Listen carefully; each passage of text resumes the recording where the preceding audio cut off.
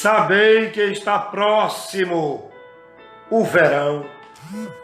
Queridos irmãos, Jesus fala sobre a figueira. O brotar das folhas da figueira simboliza eventos que ocorrerão no final dos tempos.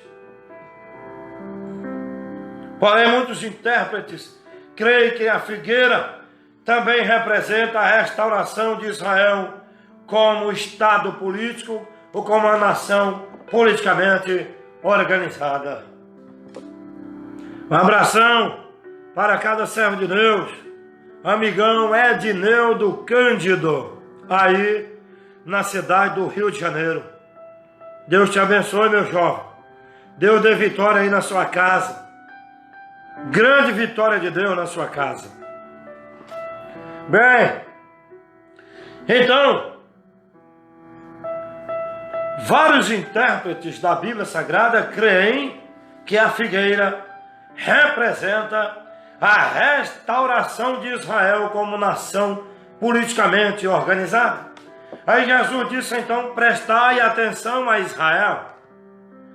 Quando começarem a brotar as suas folhas, quando os seus ramos estão tenros e as folhas brotarem, sabei que está próximo o verão.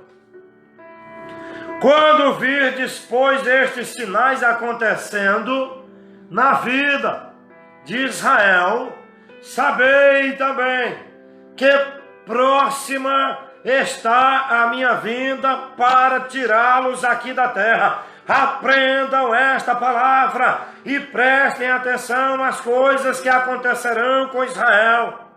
Agora em 14 de maio de 1948, que agora em 14 de maio deste ano, completará 72 anos, a nação de Israel foi restaurada politicamente.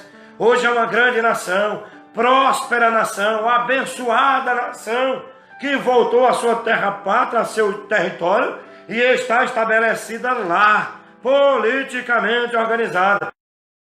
Grande sinal de que Jesus está voltando. Aleluia. Então, continuemos olhando para os sinais. E um dos maiores sinais é, na verdade, as coisas que acontecem com Israel, porque Israel na terra é o relógio de Deus. Glória a Deus. Então, amados, quando já os seus ramos se tornam tenros e brotam as folhas, sabei que está próximo o verão. Jesus está às portas. Bendito seja Deus. Vejamos agora sinais referentes a Israel. Israel é o mais forte e claro prenúncio do iminente retorno de Jesus. Veja bem, e não esqueça, Israel é o maior e mais claro prenúncio do iminente retorno de Cristo para buscar os seus fiéis. Estes são os 3 momentos escatológicos mais importantes na vida do povo escolhido, na vida do povo de Israel. Primeiro, o renascimento de Israel como nação, que, como já disse, aconteceu em 14 de maio de 1948, numa reunião da ONU, Organização das Nações Unidas, realizada em Nova York, nos Estados Unidos, quando a reunião era presidida por um brasileiro chamado Oswaldo Aranha, que na reunião deu o veredito final de Israel como um povo livre, que voltaria livremente para sua terra pátria. Então foi escolhido a área de terra, a faixa de terra, e Israel naquele dia renasce como nação de novo e começa a voltar de todas as partes do mundo para a sua terra, e hoje está lá uma grande nação, apenas com 72 anos de restaurar, ainda vai completar, é claro, agora em maio, daqui a 1 mês e 11 dias. Israel estará completando 72 anos de restauração como nação politicamente organizada, como que recebeu o direito de voltar para o seu território. Embora ele não esteja ocupando a faixa de terra que Deus prometeu para Abraão, Isaque e Jacó e confirmou e ratificou quando falou com Moisés no livro de Deuteronômio.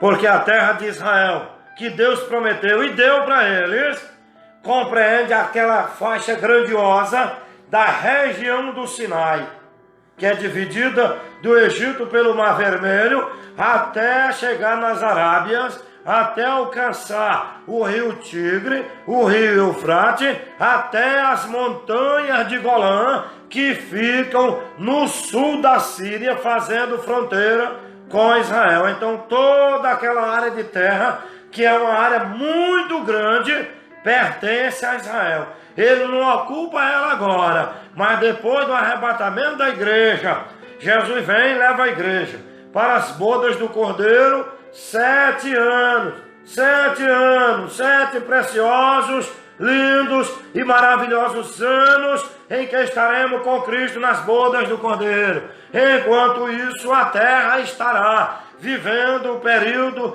do governo do anticristo, enfrentando a grande tribulação, todos os horrores descritos no Apocalipse, do capítulo 6 até o capítulo de número 19.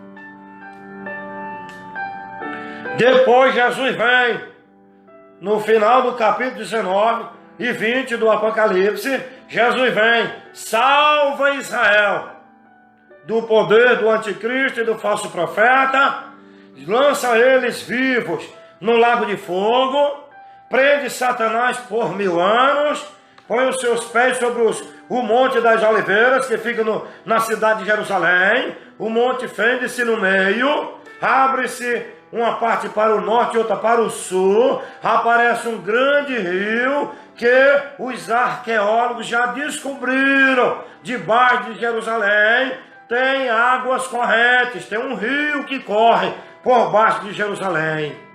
Isso Deus permite a gente já saber da agora, para acreditar que aquilo que Jesus disse é verdade. Então, Jesus mata, destrói todos os exércitos do anticristo, salva Israel, estabelece o seu reino de 1000 anos na terra, cuja sede do governo será na cidade de Jerusalém, na Jerusalém terrena. Enquanto isso, nós que viremos com ele, quando ele vier salvar, livrar do anticristo, nós estaremos a serviço do Rei Jesus, na grande cidade, maravilhosa cidade da Nova Jerusalém. Bem, aí, nesse tempo, Israel possuirá aquela porção de terra que Deus prometeu para Israel desde Abraão, Isaque e Jacó. Então ele vai possuir a sua terra de novo. Por enquanto ele está como nação politicamente organizada, muitos israelitas ainda estão espalhados pelo mundo, muitos estão voltando para a sua terra, porque vê que está se aproximando. Esta semana mesmo teve uma reunião, uma grande aglomeração de pessoas lá em Israel, onde uma multidão de rabinos, de devotos judeus se reuniam, clamando pela vinda do Messias, clamando a Deus pela vinda do Messias. Eles lá dizem: nós queremos o Messias, nós estamos esperando o Messias. Deus Jeová Rafá, Deus Etsekenu Yahvé, Jeová Nissi, Deus de Abraão, Isaque e Jacó, envia o Messias, nós estamos esperando, nós ansiamos pela sua vinda. Eles estão clamando pela vinda do Messias. Embora essa vinda do Messias que eles clamam por ela já tenha acontecido, Jesus já veio, mas eles não creram nele. Aí quando vier o anticristo, o antimessias, eles vão pensar, vão acreditar que é o Messias. Aí vão ser enganados, mas com 3 anos e meio, eles vão descobrir que ele não é o Messias. Ele é o anti-Messias. Ele é o anticristo. Quebrarão o pacto com ele. A aliança que fizeram com ele está em Daniel 9:27. Então, levantar-se-á Israel, muitas nações se aliarão ao anticristo para mover uma grande perseguição contra Israel, que fugirá, que se apavorará, que entrará em desespero, e os exércitos da terra, aliados do anticristo, cercarão Israel e eles fugirão, mas serão encurralados no vale do Arnón, um grande vale que está situado entre o Monte Carmelo e o Mar Mediterrâneo, naquele setor ali. Então, quando eles cercarem Israel, que chegarem como que estão no ponto final, cumprirá então Mateus 24, 29 e 30, que diz: aparecerá no céu o sinal do Filho do Homem, nas nuvens, descendo com poder e grande glória, e os seus anjos com ele, seu exército de anjos com eles. Aí é nessa hora que ele salvará Israel. Glória a Deus. Então no reino milenial, as terras serão dadas a ele, serão restituídas a Israel. Então a nação de Israel está agora como uma nação politicamente organizada. Depois, a retomada, outro sinal, a retomada de Jerusalém como capital única e indivisível de Israel. Isto aconteceu em junho de 1967, na Guerra dos 6 Dias, onde uma multidão de nações árabes se juntaram para guerrear contra Israel.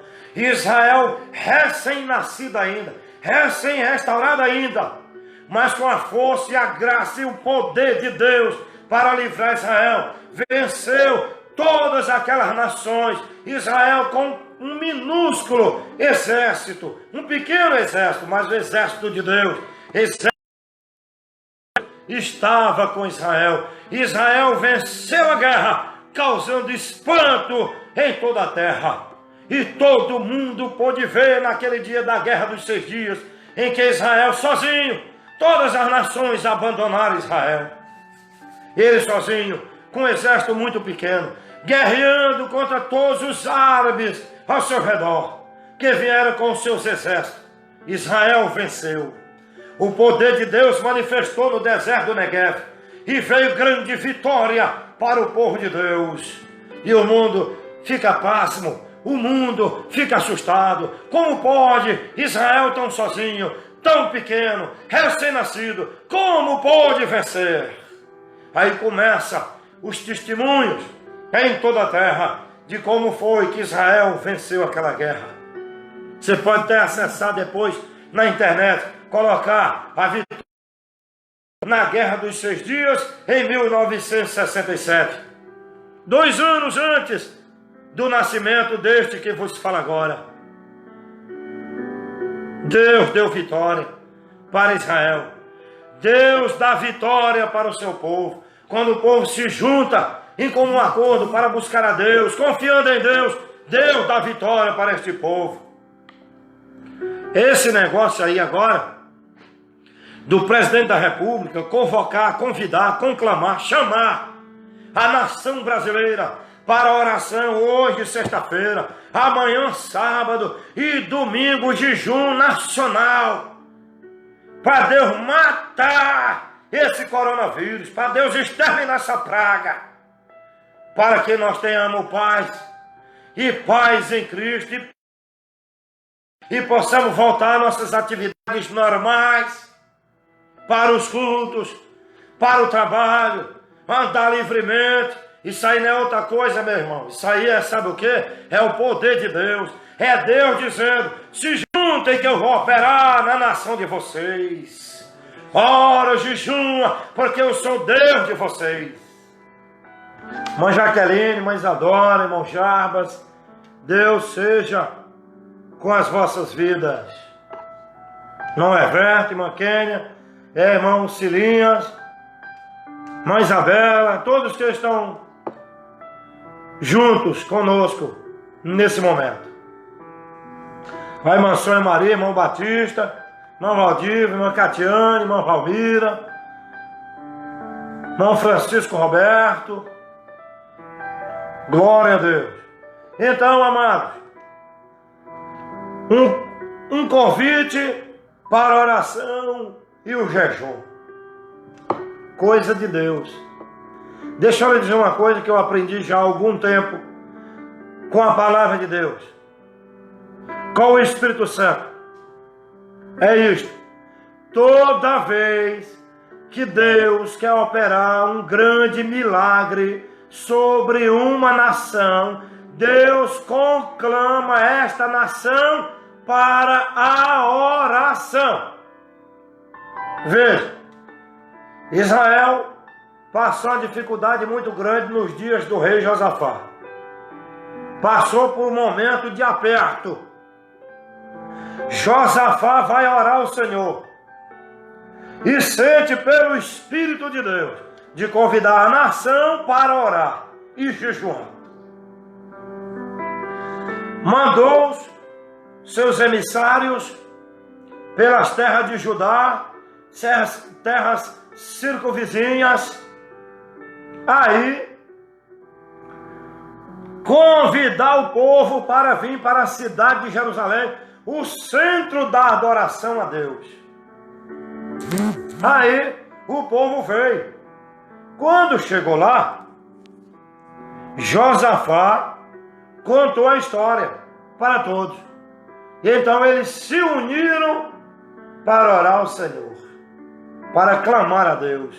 Todos juntos começaram a orar, clamar ao Deus de Abraão, Isaque e Jacó. Lembrar dos sinais que Deus já tinha feito lá no passado. Sabe o que aconteceu? Deus levantou uma pessoa no meio da multidão, cheio do Espírito Santo. E a pessoa disse: Josafá, não tenha medo, não pasme, nem te espante, porque o Senhor teu Deus é contigo, Deus é com Israel, Deus é com Judá, Deus vai dar um grande livramento para vocês. Esta guerra não é de vocês, esta guerra é de Deus. Logo em seguida, Deus deu vitória para Israel. Querido, a liderança maior do país, que era o rei, convidou o povo para orar e jejuar ao Deus do céu, que é o único verdadeiro. Eles fizeram assim, e grande foi a vitória do povo de Deus. Outro exemplo, porque precisamos de mais de um para servir como uma doutrina, que se o povo se unir em oração, se uma nação se unir em oração, Deus responde. O exemplo de Esther. Esther era a rainha da Pérsia. Seu povo passou por grandes ameaças, grande perigo. Ela mandou avisar a Mardoqueu que avisasse todos os judeus na cidade de Suzã e em todo o Império Persa, para que todos orassem e jejuassem 3 dias, para Deus providenciar um livramento para o seu povo, que corria um grande risco de serem exterminados. Aleluia. Aí, sabe o que aconteceu? Todo o povo atendendo o pedido da rainha. Sabe o que Deus fez? Salvou todo o povo de Israel. Todos os judeus foram salvos. E sabe quem foi que morreu naqueles dias?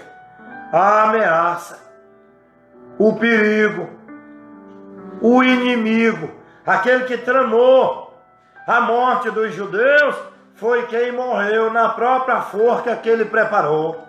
A Bíblia Sagrada diz, no livro de Provérbios, aquele que fizer uma cova, ele cairá nela. Então, na nossa nação, se tem alguém preparando uma cova para o presidente, se tem alguém preparando uma cova para a igreja de Jesus na nossa terra, esses que preparam a cova é quem vão cair nela.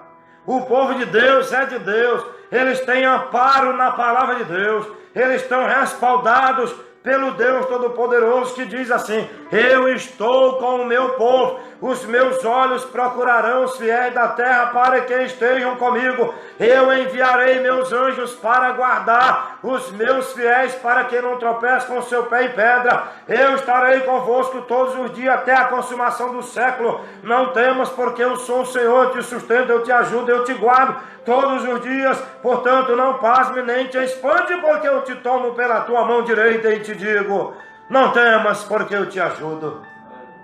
A Bíblia diz: aonde colocar a planta do pé, eu te darei.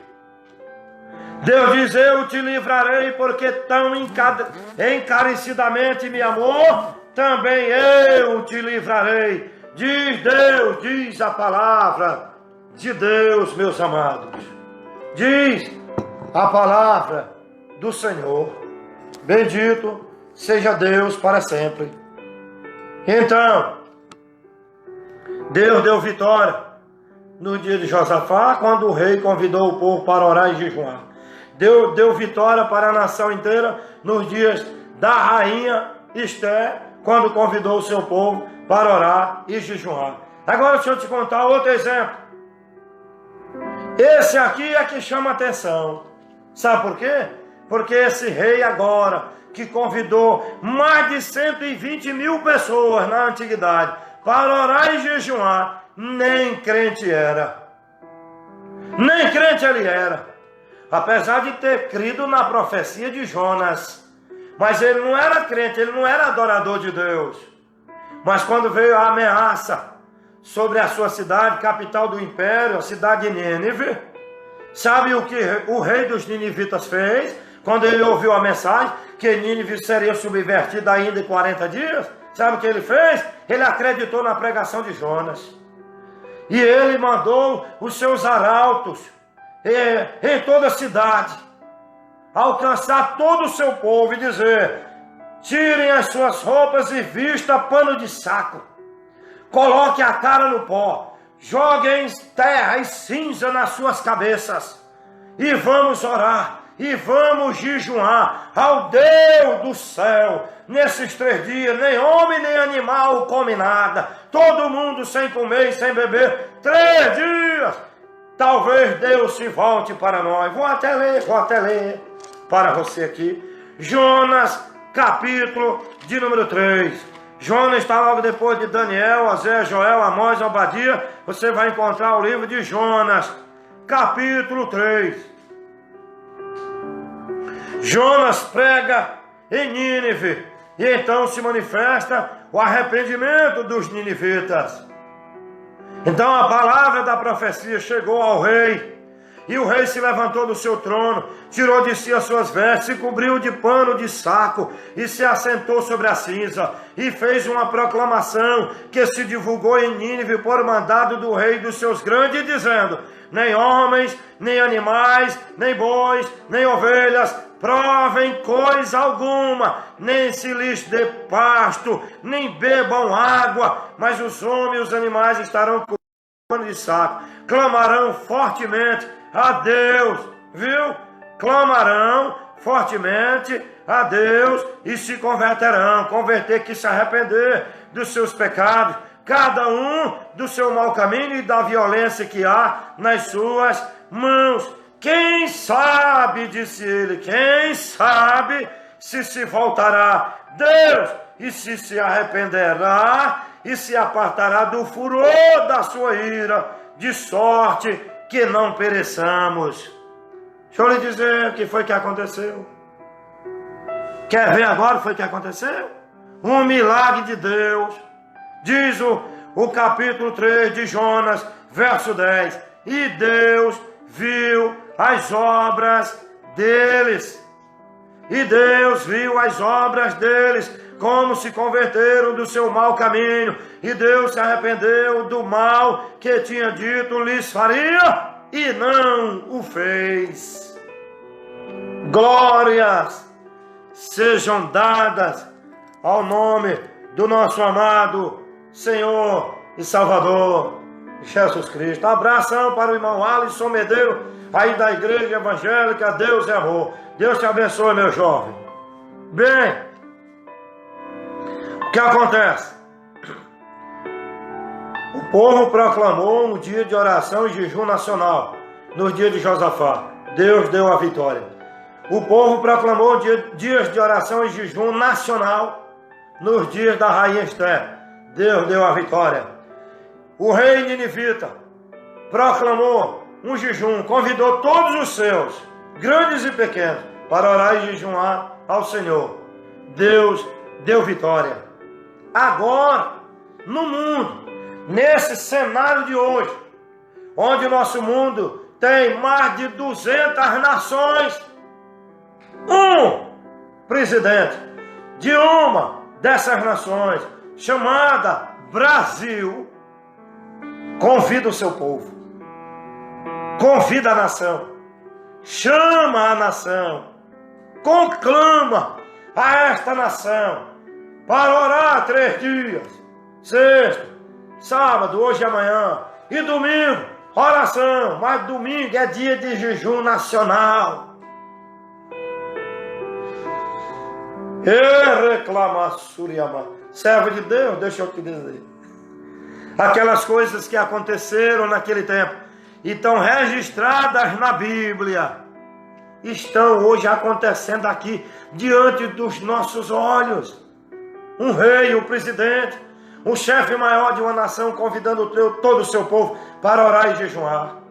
Deixa eu te dizer, meu irmão, o Deus que ouviu Judá, o Deus que ouviu a rainha Esther com o seu povo nas terras da Pérsia, o Deus que ouviu o rei ninivita, é o Deus que vai ouvir o presidente e a sua nação, que ora nesses 3 dias e jejuma, para que o milagre de Deus venha sobre a nossa terra. Nenhuma arma forjada contra o presidente prosperará, língua nenhuma prosperará contra ele. A Bíblia diz: tu mesmo a condenará em juízo todo esse mal que se levanta contra ti.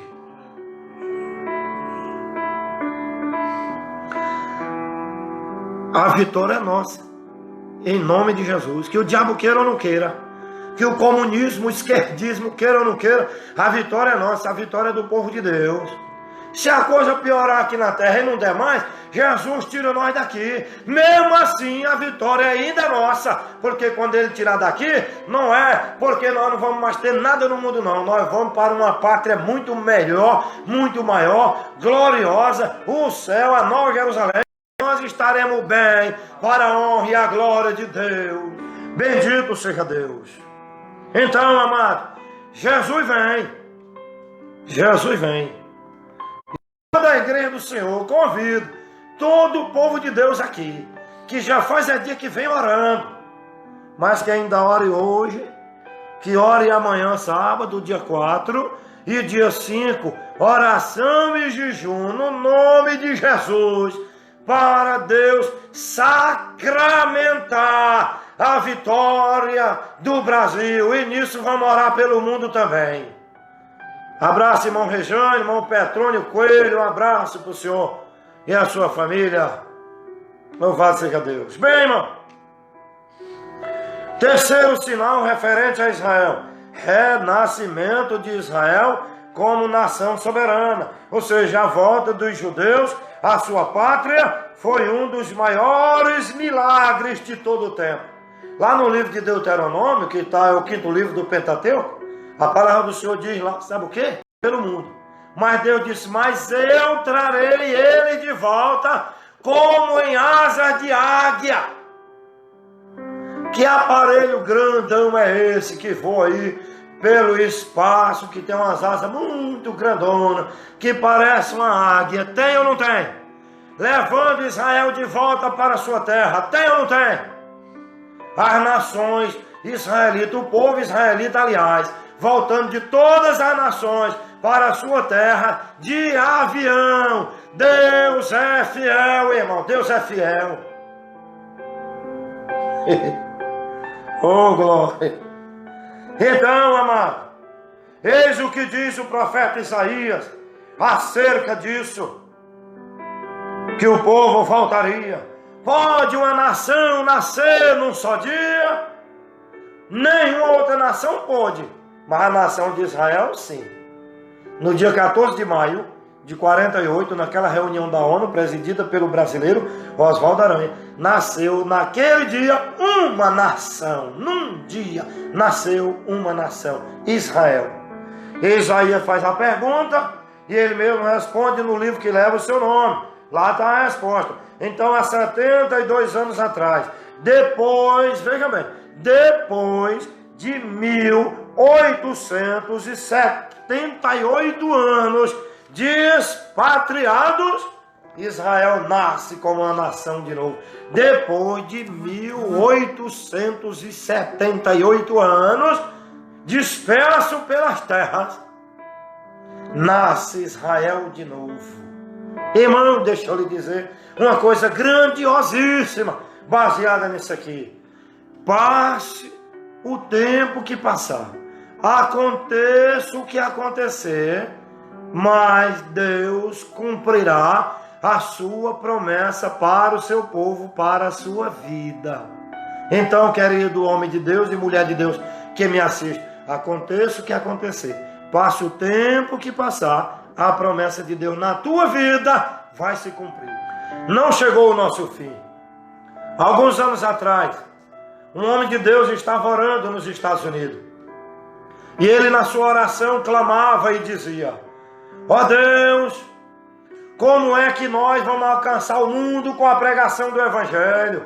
Como é que nós vamos alcançar o mundo inteiro com a pregação do Evangelho? Ele orava, mas ele pensava que só quem podia alcançar o mundo todo com a pregação do Evangelho eram eles, os americanos. Porque era uma nação grande, rica, o povo mais inteligente do mundo, o povo mais bonito do mundo, fisicamente falando. Sabe o que aconteceu? Deus falou com ele. Deus deu um brado no coração dele e disse: meu servo, não é assim como você pensa. Não é assim como você diz. Não são vocês que vão realizar a última comissão na terra, a última grande comissão na terra. Quem vai realizar a última grande comissão na terra, levar o Evangelho aos quatro cantos da terra. A última grande comissão será realizada pelos hispânicos, mas principalmente por aqueles de língua portuguesa, ou seja, nós, brasileiros. Tem mais gente que fala português no mundo? Tem. Mas no dia ele entendeu que Deus estava falando do é a maior nação de língua portuguesa do mundo, composta hoje por 215 milhões de habitantes. Então, amado, Deus cumpriu a sua promessa. Deus cumpriu o que prometeu, mesmo depois de muito tempo. Segundo, a retomada de Jerusalém se deu na Guerra dos 6 Dias, em junho de 67, onde nações árabes foram derrotadas e Jerusalém foi tomada, e que vinha sendo pisoteada pelos gentios desde 586 anos antes de Cristo, quando Nabucodonosor havia destruído Jerusalém. Esse tempo dos gentios está chegando ao seu fim. Vai se findar no período da grande tribulação. Outra coisa, outro sinal referente a Israel é a reconstrução do Santo Templo. Há fortes evidências de que o Santo Templo de Deus seja reconstruído em Jerusalém. Os rabinos judeus, com um grande grupo de empresários judeus, já fabricaram todos os utensílios que o templo de Deus vai precisar. Já fizeram a planta do templo e já estão arrecadando dinheiro, já tem milhões e milhões de dólares guardado já para começar a reconstrução do templo do Senhor em Jerusalém. É outro sinal forte. Então, isso pode acontecer um pouco antes ou um pouco depois do arrebatamento. E isso se constitui num grande alerta para o povo de Deus. Agora, o último, sinais referentes ao mundo. Primeiro, a proliferação dos falsos profetas. Mateus 24, 4 e 5, Jesus disse: haverão muitos falsos profetas, falsos cristos, falsos mestres que se levantarão e se apresentarão e farão grandes sinais e enganarão a muita gente. É um dos sinais para o mundo perceber que Jesus está perto de voltar. E o que a gente vê demais, inclusive, até na mídia, é falso profeta. Falso profeta.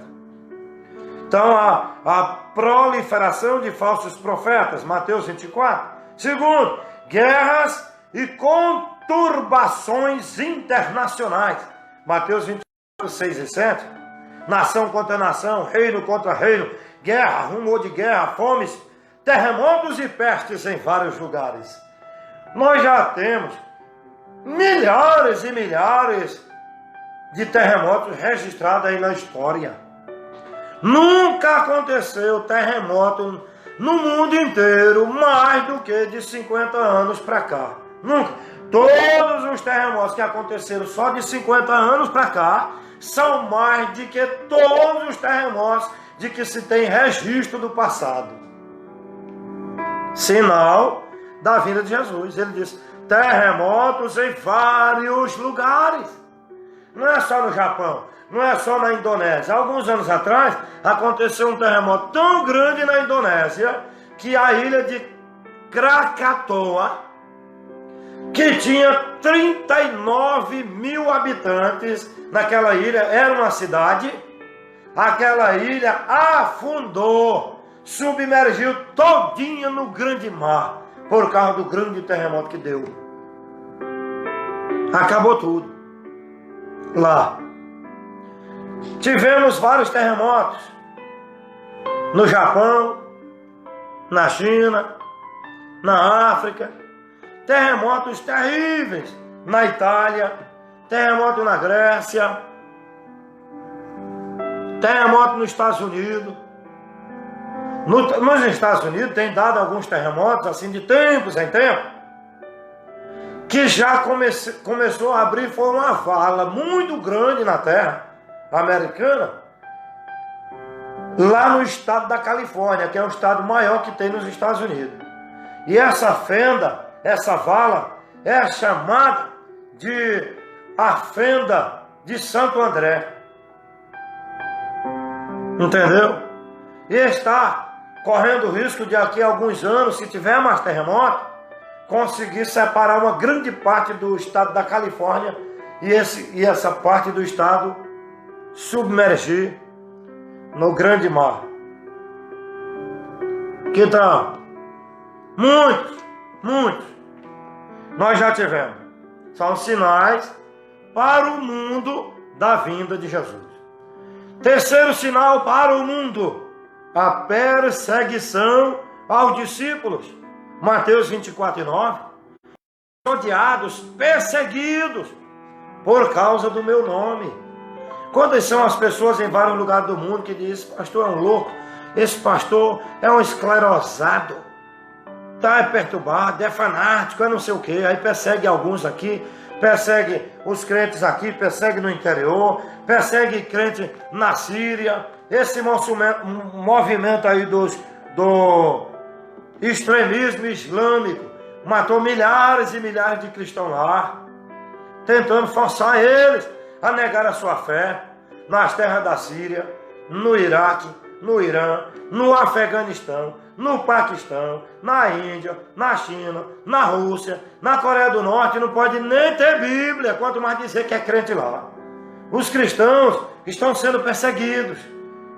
Na África, lá na Nigéria, um país que tem muito muçulmano, lá na Tunísia, lá na Líbia, cristãos são perseguidos. No Marrocos, no Egito, na Etiópia, no Sudão,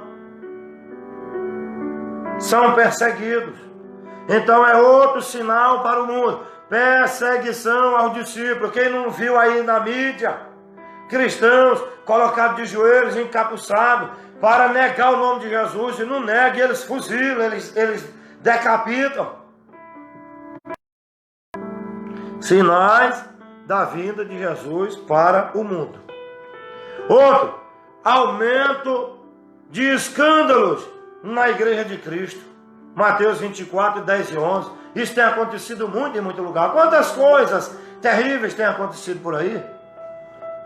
Coisas que trazem grande perturbação para o povo de Deus, grandes preocupações para o povo de Deus, com escândalos em vários lugares. Igreja que não tem mais compromisso com Deus. Igreja que parece mais com... A mulher parece uma Jezabel. Não tem compromisso com Deus, não tem zelo pelos usos santos, pelos costumes santos. Igreja que faz time de futebol, igreja que o povo joga todo tipo de jogo de azar, toda coisa. Muitos escândalos. Homens espoliando as pessoas através dos programas de televisão para tomar o dinheiro do povo, com objetos que servem como amuleto de venda, de propaganda, de engano para o povo. Escândalos. Isso é terrível. Que Deus tem misericórdia do seu povo, mas é sinal para o mundo ver que Jesus está voltando, porque já acontece muita coisa errada, até no meio das igrejas. Agora, nós não vamos tomar esse exemplo para se afastar de Deus, para se afastar da igreja, para deixar de ir para a igreja e servir a Deus. Não, você que não é crente, que vê alguma coisa errada acontecer por aí, não se baseie nisso para deixar de ir para a igreja, não. Use isso para você ir para a igreja, porque é um sinal para o mundo que Jesus está voltando. Voltando. Outro sinal para o mundo é a multiplicação da iniquidade. Jesus disse: e pelo amor se esfriar, em quase todos a iniquidade se multiplicará. Então a gente vê a iniquidade no mundo, irmão. Quem vê as aberrações nessas festas diabólicas aí do carnaval no Brasil, aberrações, blasfêmias, coisas do inferno, como foi essas últimas apresentações aí, onde tentaram escarnecer de Deus, um capeta, uma pessoa vestida de Satanás, arrastando Jesus ali, outro fazendo o papel de Jesus, arrastando ali na Marquês de Sapucaí, tentando denegrir a imagem de Deus, o nome de Deus, o povo de Deus, a igreja de Deus, a palavra de Deus. Mas não dá certo não. Todos esses ímpios profanos que fazem isso, vão pagar por isso. A Bíblia de Deus diz assim: de Deus não se zomba. Aquilo que o homem semear, ele ceifará. Esses que fizeram isso, mostrando, arrastando o Cristo lá, serão arrastados, punidos pela justiça divina. Vão ter que pagar por isso, esses miseráveis blasfemadores, junto com a Rede Globo e tudo, que apoia essas imundícias, que a Rede Globo é a mãe das prostituições no Brasil. É o pior vírus que o Brasil tem, uma desgraça a Rede Globo. Transmissora de promiscuidade, de devassidão, ímpia, profana, que se levanta contra as autoridades de Deus constituídas. Teu fim está reservado e tu vai cair, em nome de Jesus de Nazaré. Outro sinal para o mundo: fome, pestes e terremoto. Irmão, o que morre de gente de fome no mundo por ano, coronavírus é bebê, coronavírus é criança. Aliás, não é nem isso, é quase insignificante ao que morre de gente no mundo. Olha, irmãos, as nações agora, por causa do coronavírus, que é de necessidade, mas não é a única também na Terra, já liberaram trilhões, muitos trilhões de dólar, de euro, para ver se contém essa pandemia. Apareceu dinheiro no cofre das nações para resolver o problema da pandemia. Dessa pandemia agora. Não apareceu? Está anunciado todo dia. Agora deixa eu lhe dizer, irmão. Sabe por quê? Aí eu lhe pergunto, aliás, por que não aparece esse mesmo dinheiro para resolver o problema da fome? Esse dinheiro que as nações desembolsaram agora para ajudar a resolver esse problema, que é de necessidade. Resolvia o problema da fome todinha na África. Resolvia tudo lá. Esse tanto de dinheiro. Porque dava de comprar alimento, criar alguns programas sociais. Resolver o problema da África todinho. Lá na África tem 1 bilhão e alguns milhões de pessoas. E eles já liberaram trilhões de dólares. Porque lá na África não é todo mundo que está morrendo de fome também não. Mas é o continente onde mais tem fome. Onde mais tem gente que dava de resolver. Quer dizer, se as nações se juntarem para resolver o problema da fome, resolve, irmão. Porque produção tem muita na terra. Porque Deus faz a terra produzir alimento que dá para todo mundo. Os governantes é que não são fiéis na distribuição.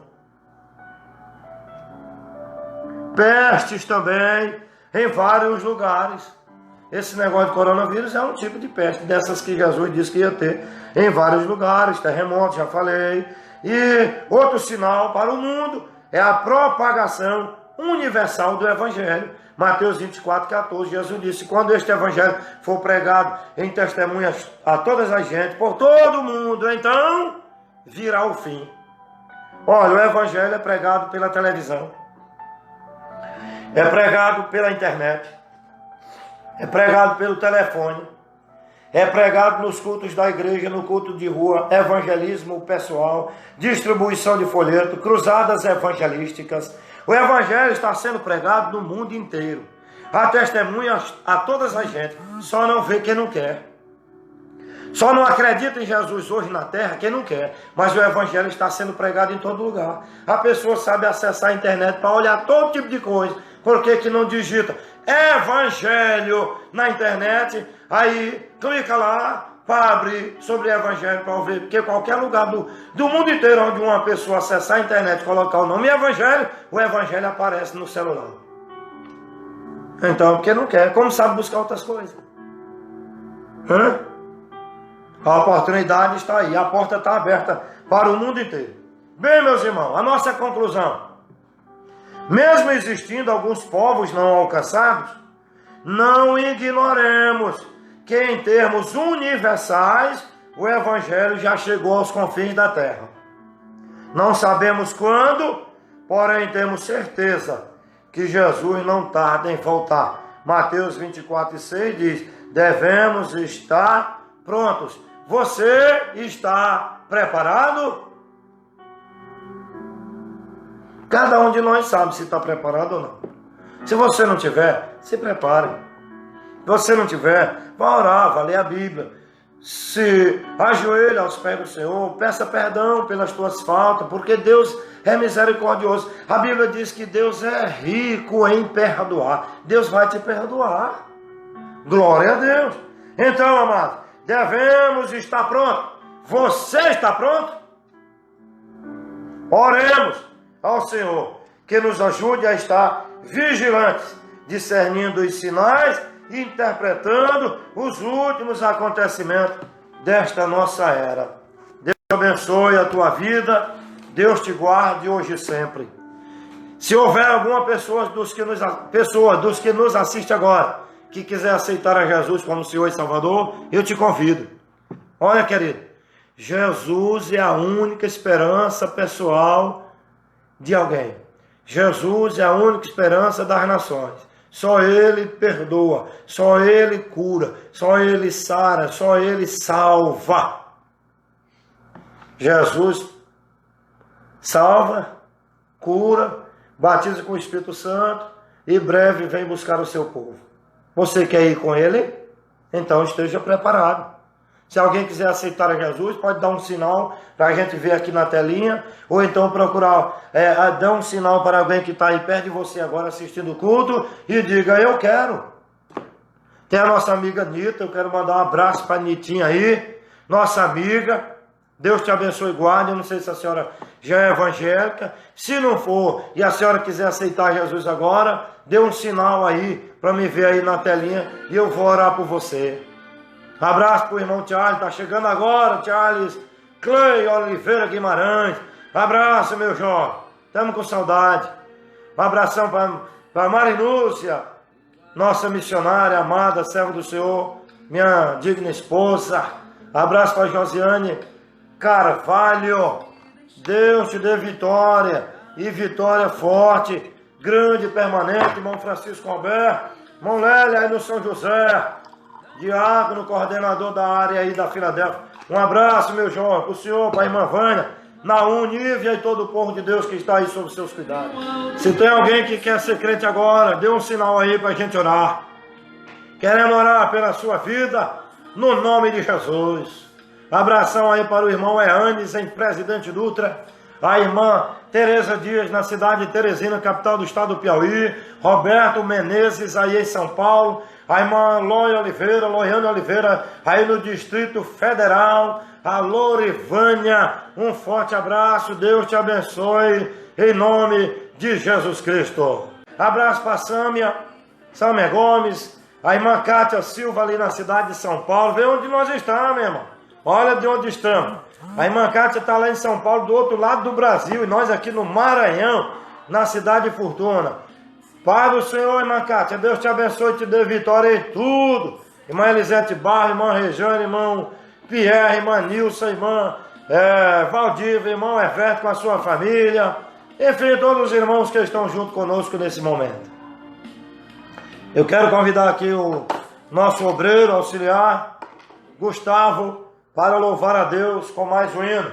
E eu quero aqui até dar uma sugestão agora, que é um hino que a letra dele concerne com a nossa pregação.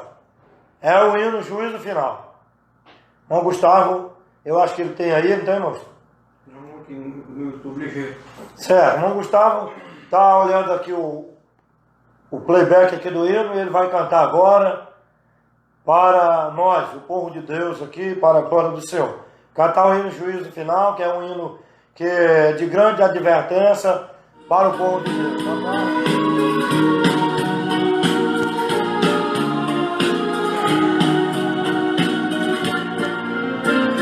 O homem pode ser famoso no mundo inteiro, ter grandes amigos e muito dinheiro, mas quando morrer nada pode levar. A multidão levará até o cemitério, mas de lá pra frente o caso é mais sério, não terá ninguém para o acompanhar. Sabia que depois da morte segue-se o juízo? Não se preparou quando era preciso adorar a Deus e abster-se do mal. Agora não adianta prece nem Ave Maria, irá aguardar até o último dia a condenação do juízo final. O que adianta a riqueza e a muita fama, se aos olhos de Deus estás jogado na lama, espiritualmente não enxerga a luz? O que adianta a alta posição do homem, se o teu pecado só a ti consome, fazendo ficar distante de Jesus? O que adianta ter tudo que o mundo oferece, se tudo aqui mesmo um dia perece, e ainda no inferno te pode lançar? Procura enquanto é tempo aceitar a paz, se morrer perdido não terá jamais oportunidade para te salvar. Aleluia, Jesus. Essa é a realidade que a palavra de Deus nos diz. Aleluia. Louvado seja Deus. Jesus Cristo é o caminho, a verdade e a vida. Ninguém vai ao céu antes que se decida aceitá-lo e sempre obedecer. A Bíblia afirma que tem dois caminhos eternos, um que leva ao céu e outro ao inferno, onde o bicho nunca irá morrer. Será que depois de ouvir este duro recado, continuarás na vida de pecado e a salvação não te interessar? Desculpe-me, não tenho nada com o teu viver. Estou cumprindo ordem, é meu dever, a pura verdade a todos falar. Aleluia, Jesus. Glória a Deus. Nosso trabalho. Quero convidar vocês agora para orar ao Senhor. Quero deixar aqui um abraço para a irmã Clarissa, irmão Antônio Machado, todos os irmãos que estiveram conosco durante esse tempo. Que a boa mão de Deus, a poderosa mão do Senhor seja sobre a vida de vocês todos os dias. Vamos orar ao Senhor, encerrando o nosso trabalho nesse momento.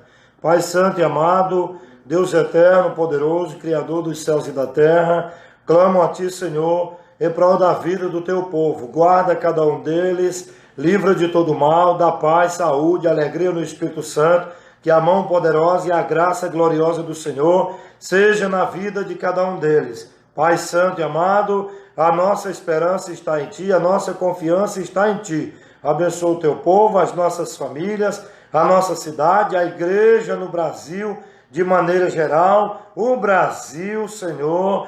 Ó Deus, vem livrar-nos desse mal que vem atingindo a nossa sociedade, repreende, mata todo esse vírus terrível e dá paz e tranquilidade. Abençoa o presidente da República, dá vitória nele, não deixe nenhum mal lhe tocar, lhe alcançar, dá vitória a ele, o seu povo, o seu ministério, que trabalhem juntos com fidelidade, integridade, transparência, honestidade e justiça. Dá vitória plena, Senhor, e glorifica o Teu santo nome. Dá um fim nessa pandemia que tem alcançado aí quase todos os países do mundo. Mata o coronavírus e glorifica o Teu nome na terra, Senhor.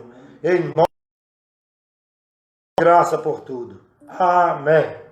Que a graça de nosso Senhor Jesus Cristo, o amor de Deus e a comunhão do Espírito Santo sejam com todos e todo o povo de Deus. Diga amém. Forte abraço, amados. Que Deus abençoe a todos e dê vitória completa sempre em nome de Jesus.